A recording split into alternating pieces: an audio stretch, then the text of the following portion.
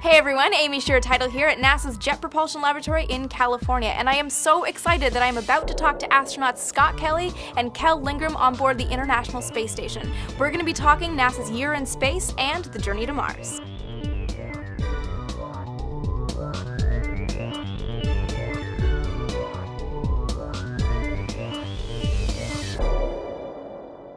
How do you think your time on board the ISS is a good analog for the challenges of a mission to Mars?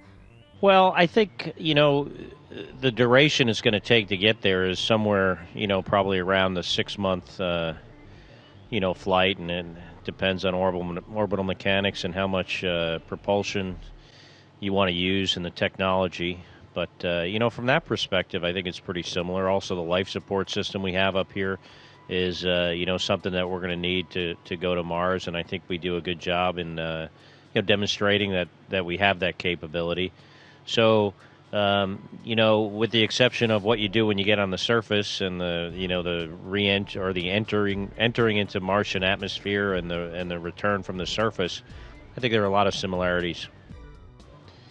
Having to get all of the training that we need in order to do the repairs that we have on station, and to really have the mindset to be able to be in an enclosed space for a long duration of time with other crew members, to be prepared for that. That will definitely be something that's a part of a Mars mission. The psychology of being in space must be very different. I can only imagine being able to see the Earth versus not seeing the Earth.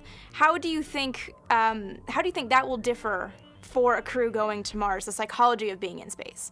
Yeah, it will differ. There's no doubt about that. We can look out the window and see the Earth in all its beauty at different times of day. It's sometimes it's during the day, sometimes it's night. I don't think something that people really appreciate is that when you're going to Mars, you're in sunlight all the time. Every time you look out the window, it's not like you're going to see stars. You're going to see nothing, because the sun is going to be so bright on your whole trip there.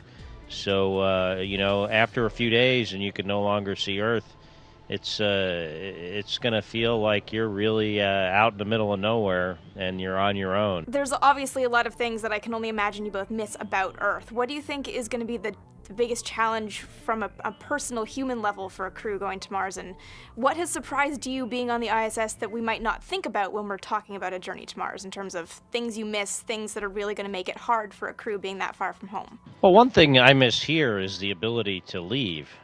So even though this is an amazing place and it's a privilege to get to fly in space, you never get to go outside. You're not leaving, and that's something that the folks going to Mars are going to experience too. The one difference is, in an emergency, we can go home and we can be there pretty quickly if we really had to.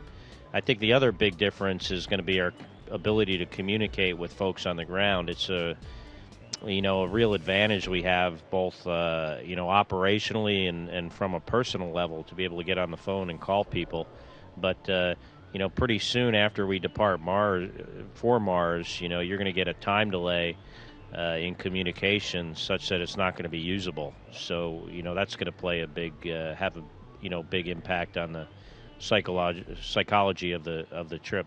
When you start a mission like this, a 5-month mission or a year mission like Scott is doing, and for those crew members that will eventually go to Mars, I think you start out with a mindset, though. You start out with, you anticipate kind of what the challenges are going to be. And I think one of the things that I've experienced up here that's surprised me a little bit is really how adaptable the human brain and psychology is.